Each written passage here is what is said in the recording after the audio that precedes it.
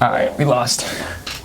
All right, well, that's probably God stopping the camera. But if you're a good dog owner, your dog wants to fuck you. If you treat your dog well, the dog, and it's not even like the dog's gonna hump you, or maybe it does hump you. That's another case where it's like, yeah, the dog loves you. It gets excited and it doesn't even know how to control its emotions, but it loves you so much it wants to show its affection in that way. And it starts humping you. Even girl dogs will start humping their owner if they're a good owner. So I was thinking about this. Someone's gonna make the case for, no, a dog can't consent. But if you're a good dog owner, your dog wants you to fuck it. If you started to fuck the dog would be like, I don't know what's happening. This isn't usually how we do things. It probably wouldn't understand because, it'd be confused. To be like, this is, okay, you're facing, this is, I don't know what's going on, but I'm here for it. I like it. I like how close you are to me. Your dog is, if you're a good dog owner, your dog wants you to fuck it, even if it doesn't know what's happening. That was something I was thinking about because people are saying, yeah, your dog won't be able to consent though. And I'm like, yeah, it can't say yes. It can't say yes, you have my consent. But yeah, dogs, just by body language alone, can consent to that. So I could be wrong. I probably am wrong, but I think in like 30 years, if the ice caps haven't completely melted, people are going to be like, you're going to be able to have a romantic relationship with your dog, and I'm okay with that. I don't think I'm gonna partake. That's 30 years from now. I'm gonna be 63, but I think we're not far. We're not far, and I think there's going to be a time, there's going to be people grossed out by that fact. There's going to be people that are morally opposed, but I think there's going to be, the majority of people are going to decide that the right side of history is bestiality, I think, or just being okay with it and being tolerant of it. I could be wrong. Dad, I'm sorry if you're listening to this and you had to hear that. I'm sure you'll never be the same. Okay. I also want to talk about the idea of the wrong side of history and the right side of history. If you're concerned with being on the right side of history or the wrong side of history, you're the problem. I believe this because you should live by your own ethical code. You should be open to listening to other people's ideas and what their perception of reality is, and maybe that'll have some effect on your own moral compass. Maybe it will. Be open to other people's truths, but you should always live by your own standard of ethics that you personally can live with. If you live by that standard, you will never live in regret because you'll always be doing things with your own integrity, and you'll always be able to stand by it, and you'll always be able to defend it. You won't always be able to convince anyone that your way of thinking is correct, but you'll at least be true to yourself, and that means a lot. So when people are more concerned with what is the majority saying, what is the right side of history, when we look back on this, how are we going to look at it? That shouldn't be any concern to you. You should say, hey, how can I look at this in a way that's as empathetic as possible, and I can live with this, Understand the other people's point of view, understand everyone's point of view, and then come to your own decision about the way to go forward. So the right side of history is just kind of the way it ended up, right? It's just the way history happens and the way it's taught, but it's not necessarily the de facto right and wrong, because let's face it, a lot of bad people believed they were on the right side of history. I would assume. Oh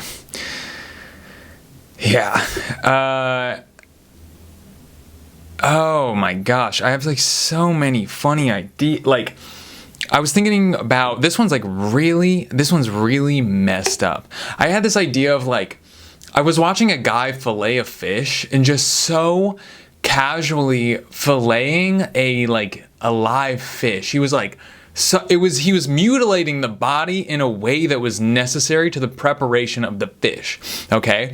So it was like a salt cured fish, and he took a saw blade. It was like a table saw, and he split the fish in half, right? Between its eyes. Just split it in half and was filleting it with a table saw. And it made me just with such ease and no concern that this was a living thing that had a face, and a face that expressed pain and expressed joy and reacted to circumstance in that fish life. The way he was cutting it was just it was a 2x4. And it made me think, like, what if there is, like, we take everything so seriously, and I imagine that fish took its life so seriously. It's like, this is my life. I understand, to anyone looking outside, they know I'm going to get caught in a net. I'm going to get thrown on a boat, and I'm going to get my head sawed in half. It knows that.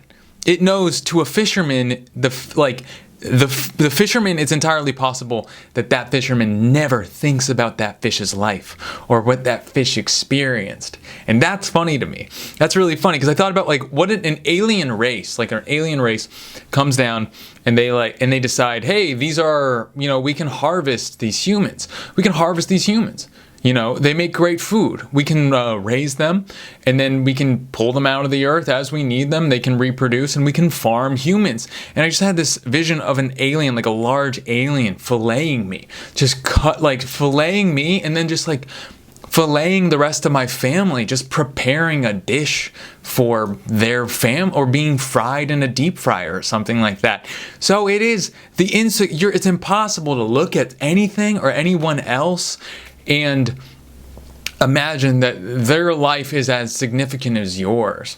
I don't think you can, but it's true, and it's a truth that you can't accept, because to accept that is it's too much. It's too much to handle.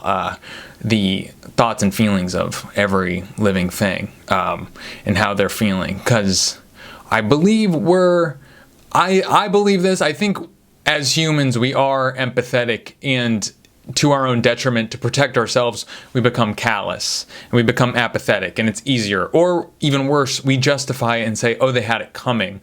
This is their lot in life, This is the way this is how it's going to be. Or you look the other way, you become ignorant, because if you really see the circumstances of someone's life, it can be it can be hard. It can be a hard pill to swallow, because we are empathetic. And I think when we see someone else's suffering with our own eyes, when you see someone else's suffering with your own eyes, it can be hard to look at. It can be hard to not suffer yourself, if you know what I mean. It can be hard to look at someone. I was thinking about this. I watched that movie American Factory, and the Chinese people, they were talking about how many hours a week they worked, what their life was like, and they were so good at what they did. They go to the American Factory, and obviously it's a story, it's a documentary, but they go to the Chinese factory, and they're so good at their jobs.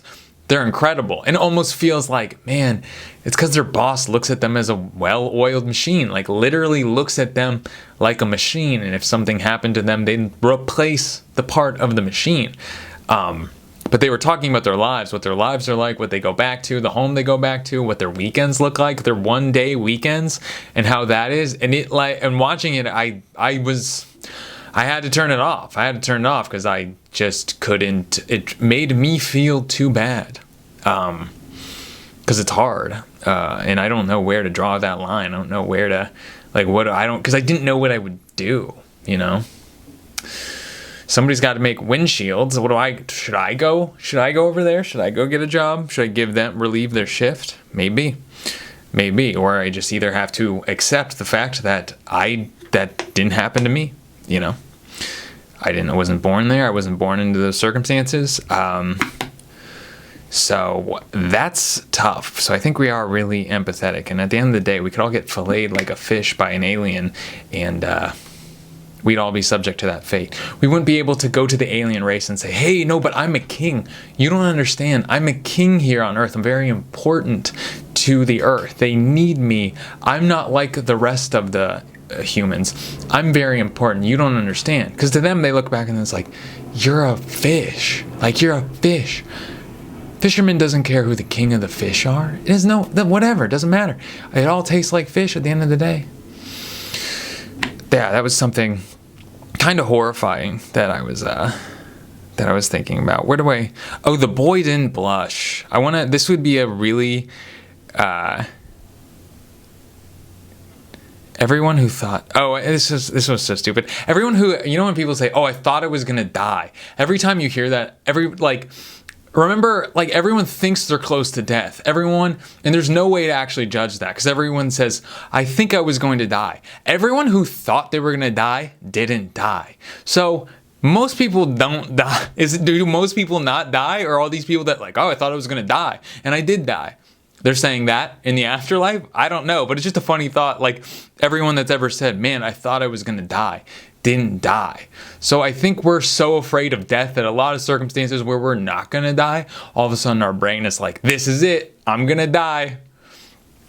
All right, I think I was too high for that one. That's all I really have on that. I have a really rough one. Oh, I think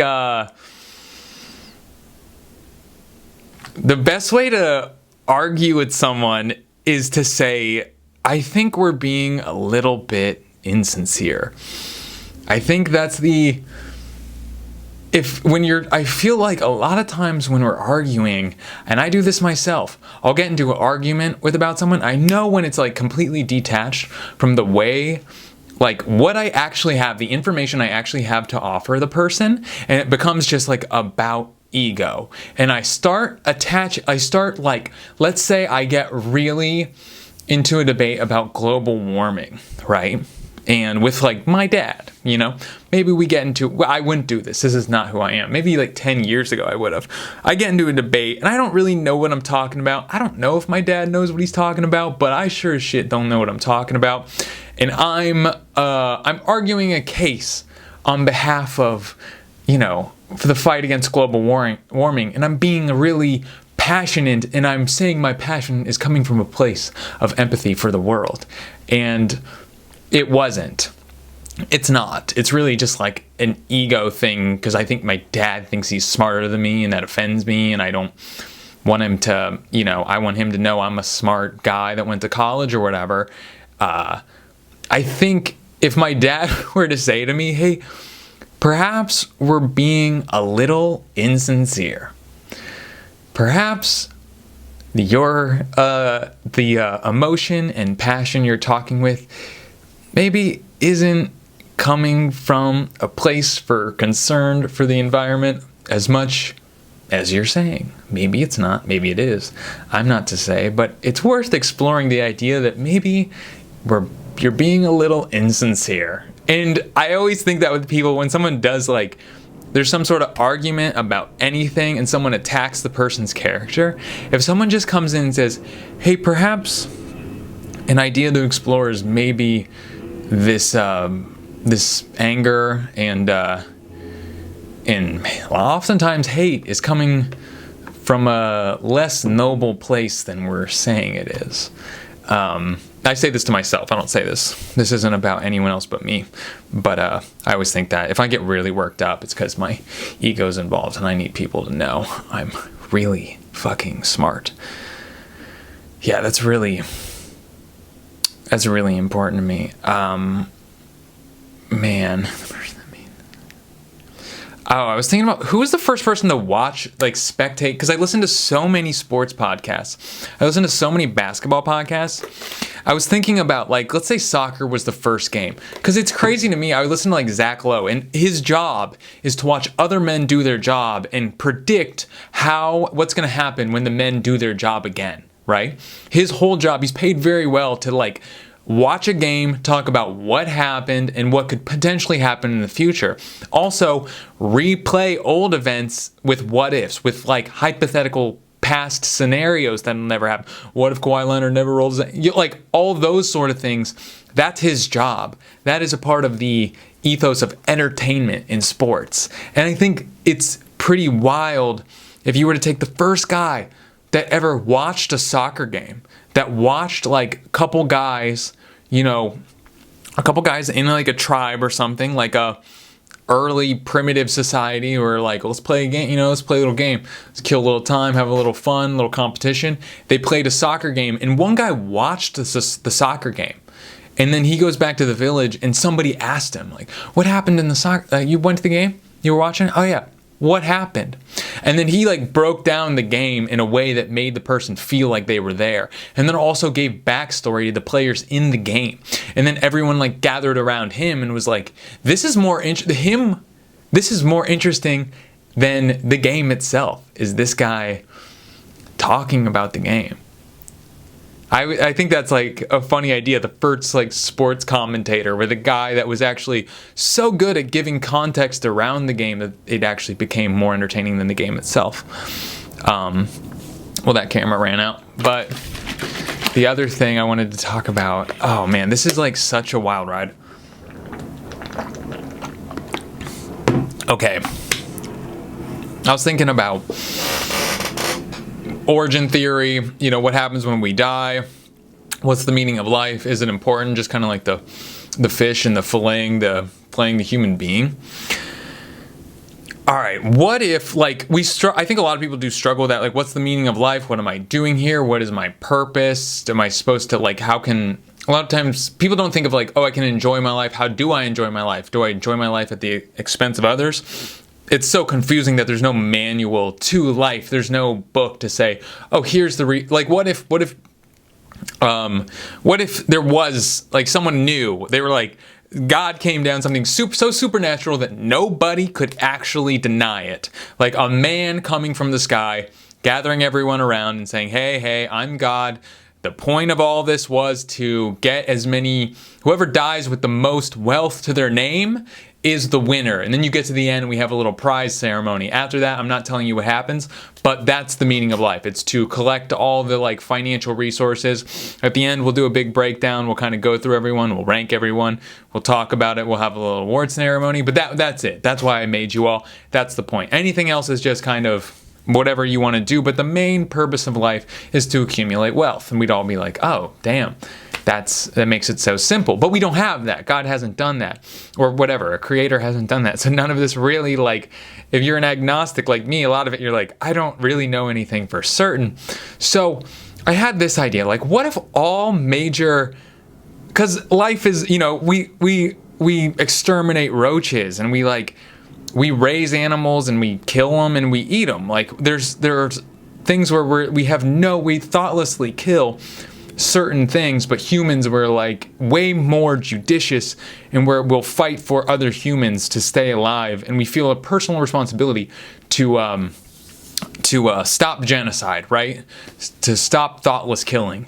So part of me thinks like, what if, and hang with me here, what if Hitler was doing performance art for God, okay? He's like, as such a big existential crisis that he's like, I'm gonna convince a downtrodden group of people that another group of people is the problem and they're the reason all bad things happen in the world. I feel like I can do this, and I'm going to exterminate millions and millions of people. I'm just going to wipe them off the face of the earth.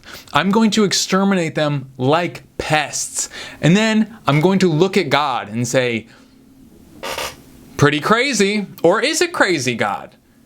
Does human life matter? Because there seems to be millions and millions of people that have died before, and I'm thoughtlessly killing all of these people.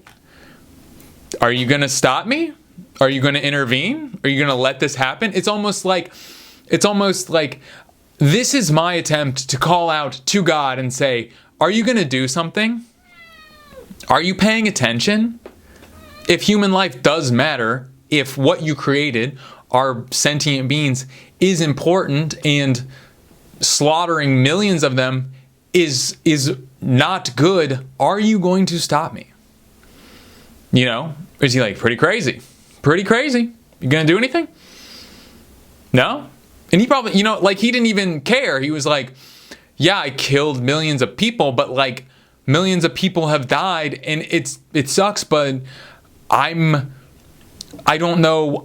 It was a performance art to see, like, would anyone intervene? Does it matter? Would there be a point where the grand intervener, God, comes in and says, okay, I need to put a stop to this. If you're familiar with the term Deus ex machina, a machine from God, some sort of outside element to stop these horrific events. But he didn't. It took man. Man came and resolved it. So maybe that's it. Maybe that's God's ultimate test is, will man risk his life to protect his neighbor? I don't know, but thanks for hanging with me. I think that's all I want to do for today. It was fun to do these again. Yeah. All right. Bye.